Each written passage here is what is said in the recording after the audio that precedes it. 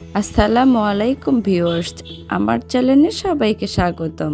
আজ আমি আপনাদেরকে তৈরি করে দেখাবো প্যানকেক রেসিপি। এই রেসিপিটি খুব সহজেই তৈরি করা যায় এবং কম উপকরণে এই রেসিপিটি তৈরি করা খুবই সহজ। চলেন তাহলে রেসিপিটি তৈরি করা যাক। তার জন্য এখানে আমি একটা নিয়ে নিছি মিক্সিং বোল। আমি মিক্সিং বোলে দিয়ে দিব দুটো ডিম। আপনারা চাইলে একটি ডিম দিয়েও করতে পারেন। এখন আমি দিয়ে দেব চিনি। আমি এখানে 1 কাপ চিনি নিয়ে নিছি। চিনিটা দিয়ে আমি একটি হ্যান্ড উইচের সাহায্যে ভালো করে ডিম আর চিনিটা ফেটিয়ে নেব, যাতে করে চিনির কোনো দানাদার অংশ না থাকে। আমার ডিম আর চিনিটা ভালো করে ফেটানো হয়ে গেছে। এখন আমি দিয়ে দিব দুধ। এখানে আমি 2 থেকে 3 চা চামচ দুধ নিয়ে নিছি। দুধটা আমি ভালো করে মিশিয়ে নিয়ে নিব।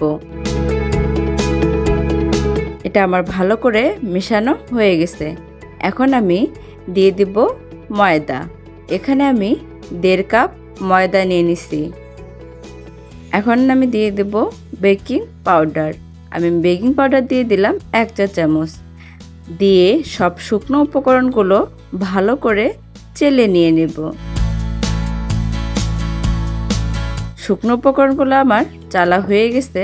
এখন আমি হ্যান্ড উইক্সের সাহায্যে ভালো করে মিশে নিয়ে নেব।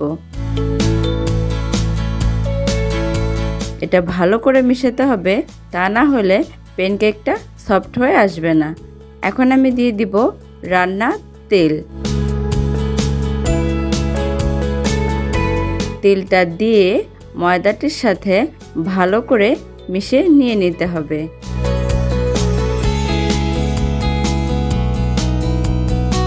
ব্যাটারটিকে আমার ভালোভাবে মেশানো হয়ে গেছে।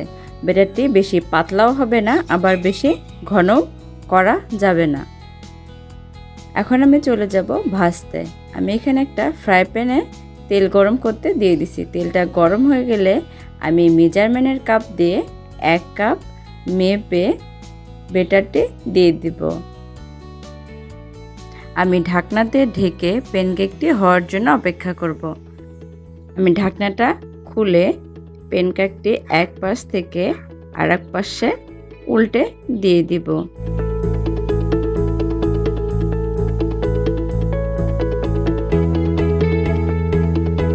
প্যানকেকটি আমার হয়ে গেছে।